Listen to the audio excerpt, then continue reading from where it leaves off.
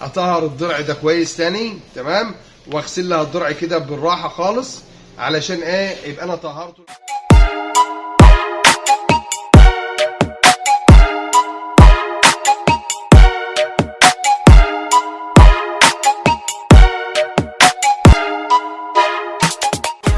اللهم ربي وبحمدك سبحانك ربي العظيم. اللهم صل وسلم وبارك على سيدنا محمد. احبائي الكرام، رب الارنب في كل مكان يا رب دايما من نجاح لنجاح وتبقوا في افضل حال ان شاء الله رب العالمين. فيديو مهم جدا، تابع الفيديو زي ما قلت لحضرتك معاه للاخر، لان ممكن تكون المعلومه اللي حضرتك بتفتش عليها او داخل على النت عشان تسال عن حاجه تلاقيها في اخر الفيديو، فلازم تتفرج على الفيديو للاخر ان شاء الله. كل سنه وانتم طيبين بحلول شهر رمضان. موضوع مهم جدا. طبعا احنا عندنا جروب واتس اسمه آل حسان، وعندنا تليجرام، فبرضه في اسئله بتتعرض عليه. انا باخد السؤال وبعمله فيديو علشان يبقى كل الناس تعرفه ان شاء الله، وكل المتابعين بتوعنا يعرفوه، وكل الناس اللي معانا على القناه يعرفوه، ويبقى عندهم الحل ان شاء الله لو المشكله جات لهم زي ما هي معروضه على الواتس. في حد على الواتس بيقول انا الام عندي ماتت، لا اسف، انا الام عندي عيالها ماتت وهي فيها لبن، وانشف اللبن ده فيها ازاي؟ انشف اللبن فيها ازاي؟ يعني ايه انشف اللبن فيها؟ يعني هي في الضرع بتاعها لسه في لبن، وهو قلقان ان اللبن ده يعمل تجبن ويعمل التهاب ضرع، لان خلاص اللبن هيفضل وعما ينشف، هو لبن كتير، فعما ينشف ما هوش ضامن انه ينشف والضرع يرجع لوضعه السليم. فبيسأل انا اتصرف ازاي او اتخلص من الموضوع ده ازاي؟ اولا ان شاء الله هنجاوبه وهقول لك تتخلص منه ازاي، ومش طريقه واحده، طريقتين، طريقه واثنين وثلاثه علشان تعدي بالام ديتي والامور تبقى كويسه. ركز معايا. اولا رقم واحد ان انا ممكن الام ديتي طالما انا عارف، ركز معايا، طالما انا عارف السبب بتاع الامهات العيال دي ماتت ازاي، لاني انا لو مش عارف السبب ما اقدرش ابني تحتها اي حاجه، لان انا ما اعرفش، ممكن يكون عندها بكتيري، ممكن يكون في مشكله في اللبن وعشان كده الصغيرين بتوعها ماتوا. فانما لو انا عارف السبب ان هم الولاده وقعت، بردوا، مسعانين، لاي سبب انت عارفه، يبقى ما فيش مشكله هنا تبني. ابني ازاي واجيب ازاي تحت منها؟ اقول لحضرتك اولا امسك الام واجيب البتادين وارش على الضرع كويس، اطهر الضرع الاول لان انا هجيب له ارانب جديد، اطهر الضرع ده كويس تاني، تمام، واغسل لها الضرع كده بالراحه خالص علشان ايه؟ يبقى انا طهرته، لو في بكتيريا لو في اي حاجه يبقى انا اتخلصت منها. ده رقم ايه؟ واحد. طيب بجيب من الولادات اللي جنبها او من الامهات اللي جنبها بجمع لها 5 6 ارانب. طيب مفيش 5 6 ارانب، مفيش امهات والده يعني صغيرين زي اللي ماتوا، اجيب عمر اكبر، مفيش بقى مشكله لان هي مفيش تحتها حاجه خالص. اجيب عمر اكبر شويه، ممكن اجيب 15 يوم واحطه تحت. اعمل ايه؟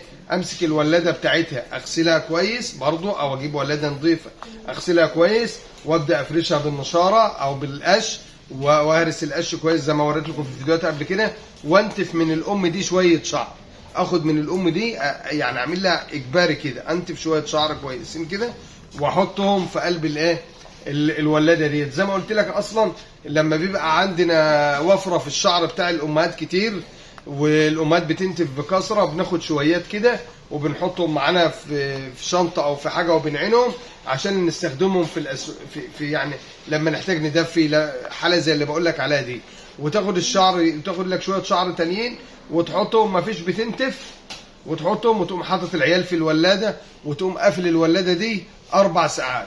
تقفلها، ما تفتح لهمش يخرج 4 ساعات. ليه؟ عشان يتقلبوا في الشعر ويتقلبوا في شعر الام دي اللي انت انتفته منها، وتبدا الريحه ما تختلطش على الام ولا تلاقي ريحه غريبه ولا حاجه، وتبدا ترضعهم بطريقه سليمه. حتى لما يخرج وهو عمره 15 يوم او انا جايبه كبير، يخرج ويطلع لها بره في العين، هي ما تضربوش ولا حاجه لانها هتشم الريحه بتاعتها، فما هيبقاش في مشكله خالص.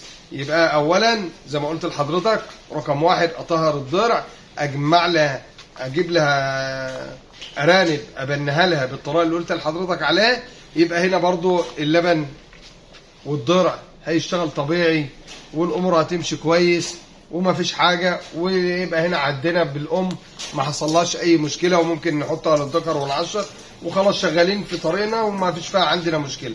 طيب يا عم محمد، انا دي ماتت وانا قلقان لاني مش عارف سبب الوفاه بتاعت الصغيرين، ومش عارف ده كانوا كويسين وشاربين في احسن حال، وفجاه لقيتهم بيموتوا واحد ورا التاني وانا مش عارف في ايه.